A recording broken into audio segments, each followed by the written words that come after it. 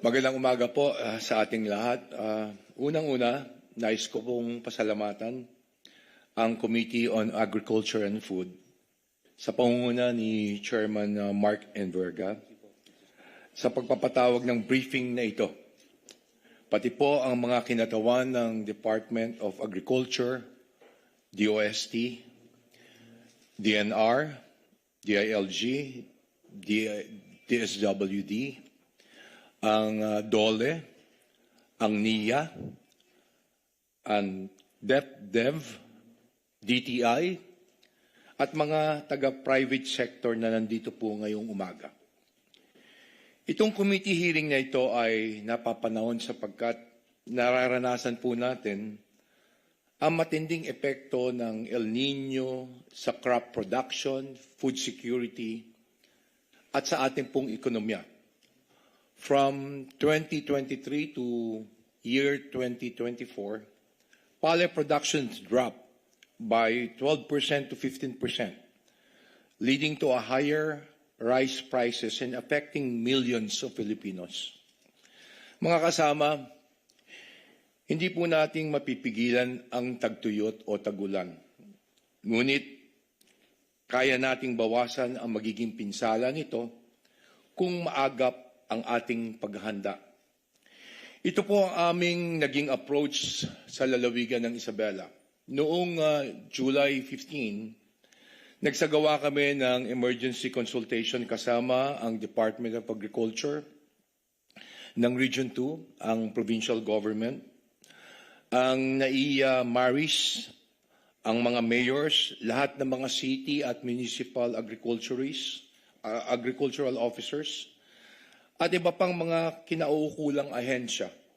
Mula sa konsultasyong iyon ay may ilang mahalagang aral na tingin ko ay maaari nating isalang-alang sa buong bansa.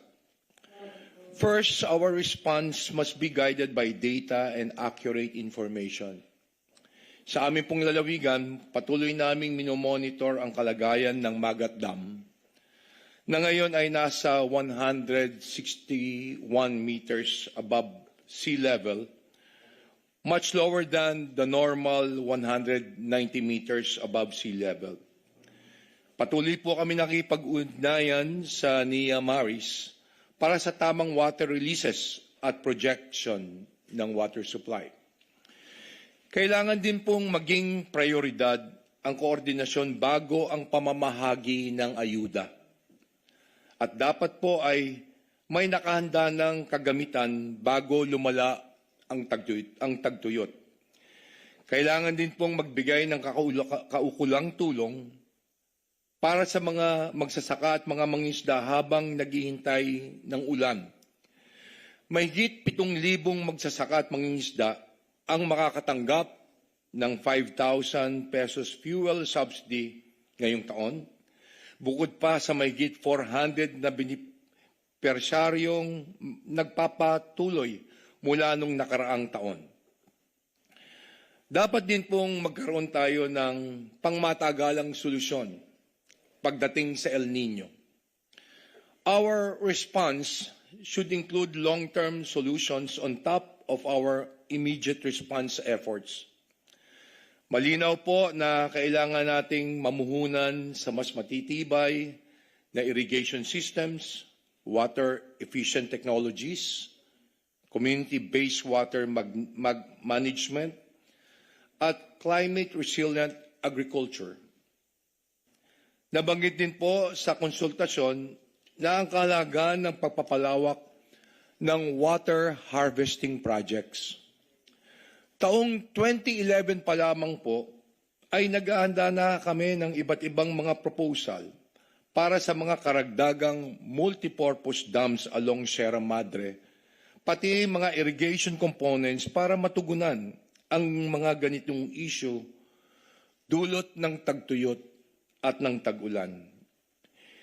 Isa pa pong mahalagang punto, kailangan po natin tugunan ang mga pangailangan ng mga food baskets tulad ng lalawigan ng Isabela.